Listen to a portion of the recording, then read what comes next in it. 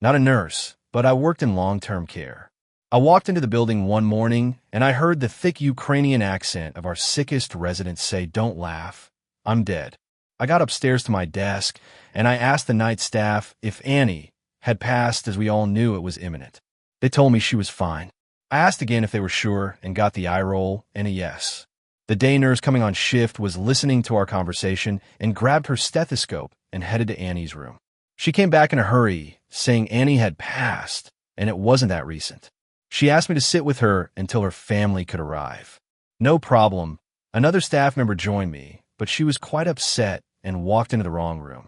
Standing in front of her was a man in his birthday suit, and she burst out laughing at the sheer shock of it all. I snapped at her not to laugh. Annie told me not to laugh, but it made sense now, and I giggled afterwards. While waiting for her family, a healthcare aide came in to dress Annie and reached for one of her nicer dressing gowns, and I could hear Annie snap. "Not that one. The blue one." So I relayed the message to the HCA, who immediately grabbed right one. We also had a resident, Fran. Death was imminent for her. Her son struggled being there to witness her decline, so he stayed away, and she had disowned her daughter many years prior.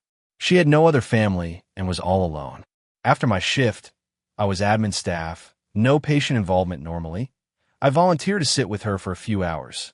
They had moved her bed to the floor, so I lay down next to her, and she grabbed my hand and rubbed my face with tears in her eyes.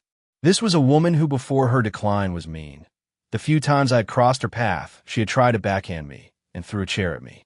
It broke my heart to see her like this, and we knew she wouldn't likely make the night.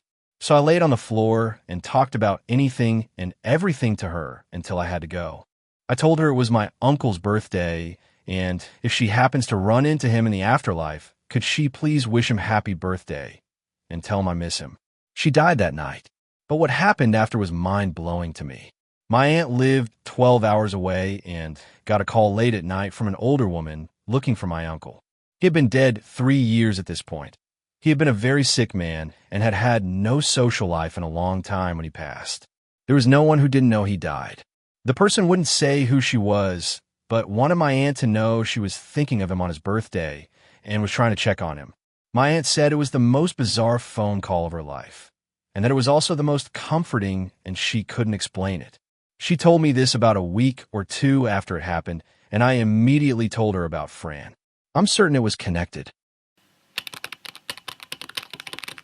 I work as a nurse at a hospital in the UK that was initially constructed during WW2 and was supposed to be a temporary facility.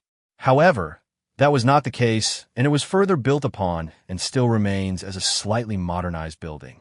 I recall doing a night shift during the winter time and had a patient admitted to us with an infection, but otherwise had no illnesses that could affect their cognitive function, i.e. dementia, learning difficulties, etc. At around 2:30 a.m., said patient began to scream from the side room that they were placed in. Myself and another nurse responded. Once in the room, I tried to defuse the situation and calm the patient down.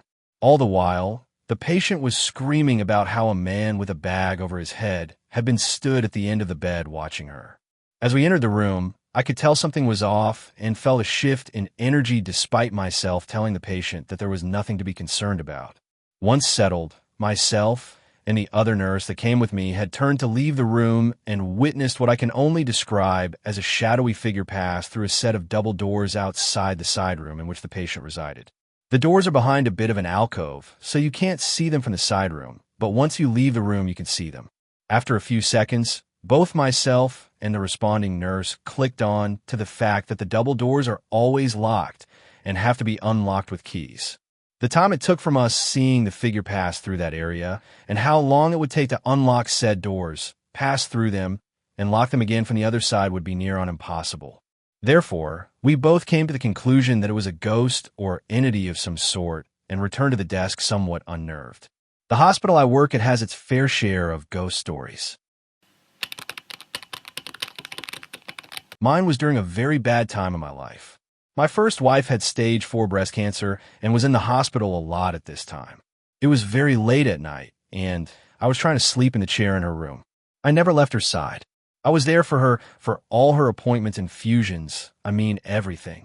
It was super late at night, and she was asleep, so I went for a walk around the hospital, which literally had no one around. After roaming around for a while, I ended up in the chapel on the second floor. For reference purposes, let me tell you about the chapel. To get in there, you could pick one of the two doors on either side, and the doors are heavy and click shut loudly. When they shut, the chairs are lined up in rows facing a very amazing stained glass window at the front where the preacher stands. I took a seat in the third row and was praying. When I was done and stood up, there was a woman sitting in the second row in the last seat. To say I jumped out of my skin would be an understatement. It was like 3 a.m., and I did not hear the door open or click shut. She was a dark-haired woman and was in a hospital gown, and I got the feeling of sadness. That is all I got. She just disappeared right at the moment I freaked out. After I managed to calm down, I said out loud that I was sorry for freaking out and that I hope you find peace. I lost Polly, my first wife, soon after. This happened at Dartmouth Hitchcock in New Hampshire. Well, that's my story. Would love to hear your stories, so please share. By equivalent, desk 5413. I used to work in a really old Victorian hospital when I was 18 years of age. The staff always talked about the top floor being haunted, but I just thought they were kidding. One night, they were short-staffed, and I was asked to go up and help out. When it was break time, the nurse went on a break first, and I was left on my own to look after the patients who were sleeping. I felt a bit creeped out being on my own, but was okay. After a while, I was standing watching the patients, sleeping, and my shoulder got tapped. Thinking that the nurse was back from her break, I smiled and turned around to say to her, "Wow, that was quick." I turned around and didn't see anyone there. Where did she go? I walked around to see where she had gone, but there was no one. I then realized that I'd been tapped on the shoulder by the ghost. It had felt real. I felt the finger poking into my shoulder tip hard. All the hair on the back of my neck stood up, and I got a chill suddenly. Not wanting to panic, I went and sat down at the nurse's station to calm down.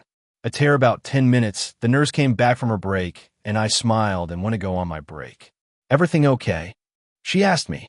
"Yeah, fine," I said. I didn't want to tell her what really happened in case she thought I was crazy. After about a week, I finally told someone what happened to me up on the top floor of the hospital. "Oh, that's the ghost up there," I was told. Some people say they see a man in his pajamas when they look in a mirror, but when they turn around, there is no one there.